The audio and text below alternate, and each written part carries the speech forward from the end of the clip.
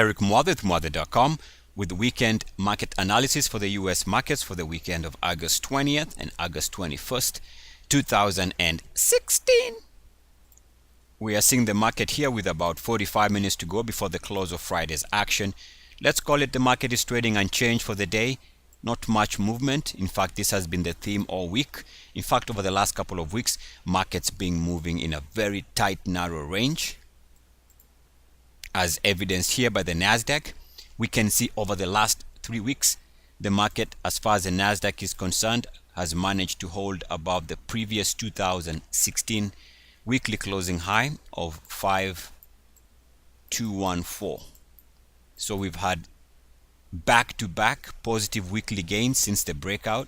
That by itself is encouraging because that breakout has led to multiple weekly follow-throughs, which is good.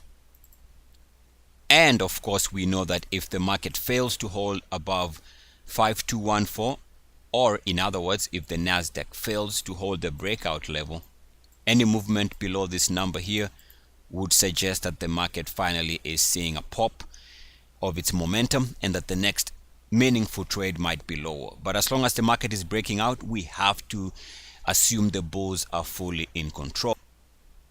Anybody looking for a reason to suspect the market is running out of momentum can use the Dow's weekly chart, because for now we are seeing that the Dow is a little bit struggling to hold above the breakout level. It needs to be above. In other words, the recent weekly closing high here is being tested, and for the Dow that level is at 18,570.85. Right now we are trading below that number, so anybody who wants to find any reason to be at least suspecting that the market is now poised to pull back can look at this number, because anything above it is bullish and yet anything below it is bearish. So the weekly chart, as far as the Dow is concerned, short term, is telling us for now the market is now slowly running out of momentum, because it is now back below this level of 18,570.85. Another way of looking at this is market bulls need to convincingly break out. Otherwise, failure to break out might lead to the next meaningful swing trade being lower. If we take a look at the daily for the Dow, we can see a little bit of a problem short term, because we see here that the market has made an improvement in price highs day to day, but this has come at the expense of the RSI failing to do so. So this negative divergence by itself could be a visual sign that the market is running out of momentum.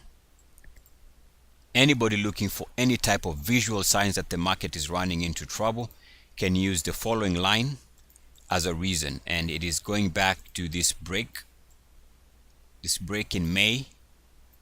In terms of the RSI breaking here, brought the market off the highs there, and we had a little bit of a pullback, and so we can draw a line from here. Should be something like this, and for now we see uniform activity above the line, back below it for short-term highs.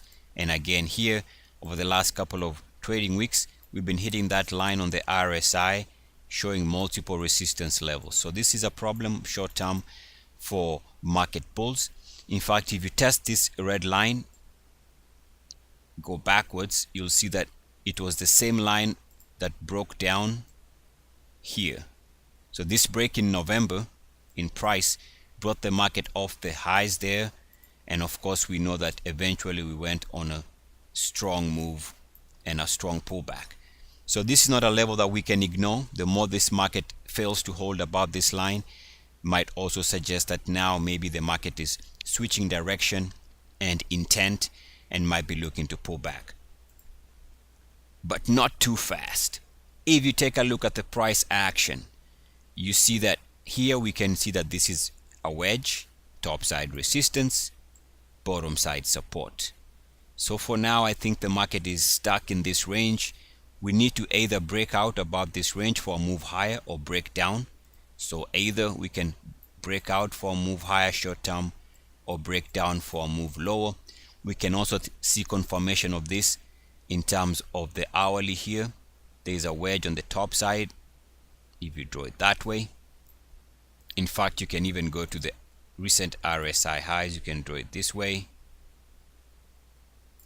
and also bottom side support this way. So we seem to be stuck in a range on the hourly chart. If you take a look at the 30-minute chart, same type analysis. Market seems to be stuck in a range, in my opinion. You got this bottom side support and top side resistance.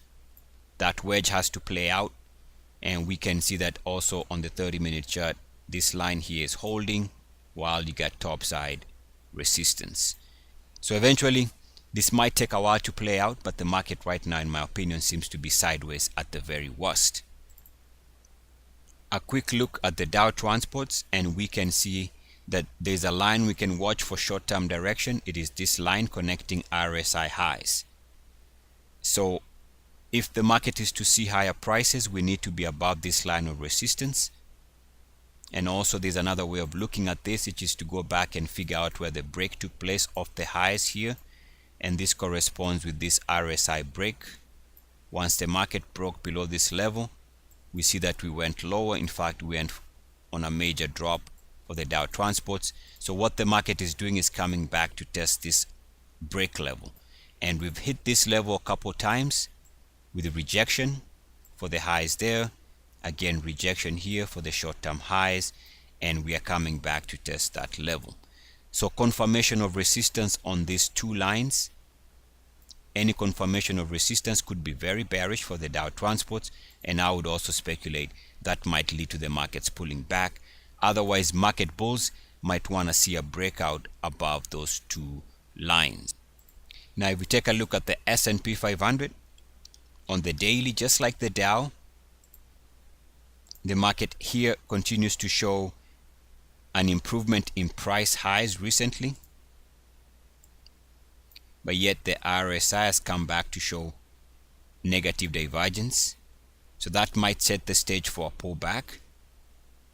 And also on the hourly, just like the Dow, we can also see here that the market, we can say that the market is sideways or stuck in a range. You got this wedge here that is developing, that the market eventually has to decide whether it wants to break out or stay within the wedge, or break down and move lower.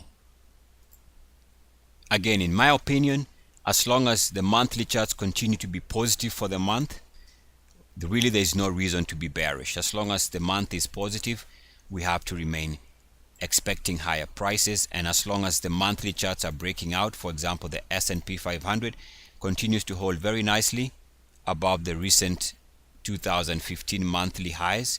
So the breakout here, and as long as that's the case on the SPX, this is a strong market. The same thing for the Dow. The Dow continues to trade well.